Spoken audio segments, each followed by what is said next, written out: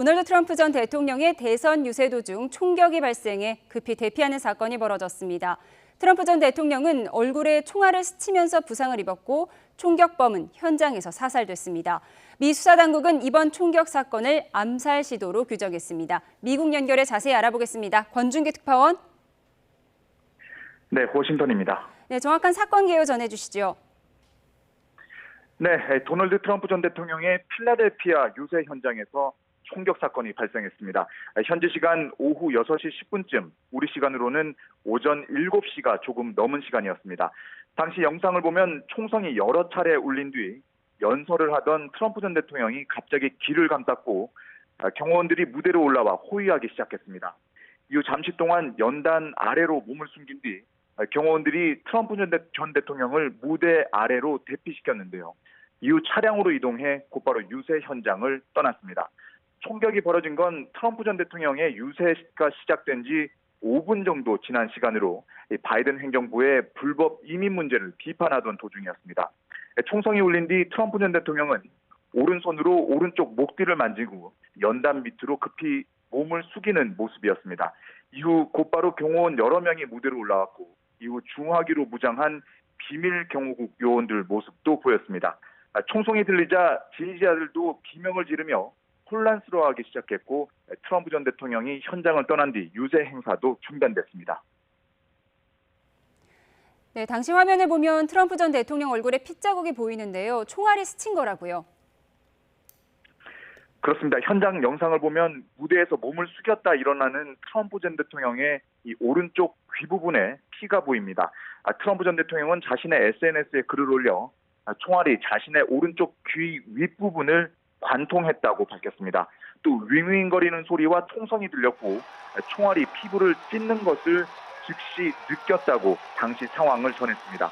다만 피를 흘리는 가운데서도 트럼프 전 대통령은 주먹을 치켜들며 싸우자 이렇게 말했고 지지자들은 USA를 연호했습니다. 경호원들의 경호를 받으며 차에 오른 뒤에도 트럼프 전 대통령은 주먹을 들어 보이며 지지자들을 안심시키려는 모습이었습니다. 현장 영상을 보면 연단 아래에서 트럼프 전 대통령이 자신의 신발을 챙겨달라고 말하는 목소리가 들리기도 했습니다. 트럼프 전 대통령은 유세 현장에서 대피한 뒤 병원으로 향했는데요. 트럼프 전 대통령 측은 성명을 내고 현재 지역 의료시설에서 검진 중인데 상태는 괜찮다고 밝혔습니다. 백악관 경호국도 트럼프 전 대통령은 안전하다며 현재 상황을 조사 중이라고 밝혔습니다. 네, 총격범은 현장에서 숨진 채 발견됐다고요. 그렇습니다. 현지 검찰은 유세장에서 2명이 사망하고 2명은 중태라고 전했습니다. 이 가운데 1명은 총격범인 것으로 확인됐습니다.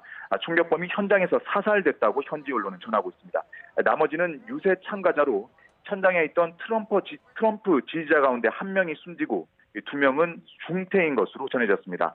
로이터 통신은 총격범이 유세 현장 인근 지붕에 있었다고 보도했는데요. 조금 전에는 이 돌격용 소총인 AR-15가 현장에서 발견됐다는 소식도 들어왔습니다. 아직 총격범의 신원은 알려지지 않고 있습니다. 미국 수사당국은 총격 사건 경위를 파악 중인데 트럼프 유세장 총격을 암살 시도로 규정했습니다. 트럼프 전 대통령을 살해할 목적으로 총을 쏜 것으로 보인다는 겁니다. 네, 다음 주 공화당 전당대회가 예정돼 있는데 정치적 파장도 만만치 않겠죠? 그렇습니다. 오늘 필라델피아 유세는 다음 주 트럼프가 대선 후보로 공식 지명되는 전당대회를 앞두고 출정식 성격으로 열렸습니다. 본격적인 대선 체제로 도입하기 직전 총격 사건이 발생한 건데요. 따라서 이번 사건이 대선에 미칠 영향에도 관심이 쏠리고 있습니다.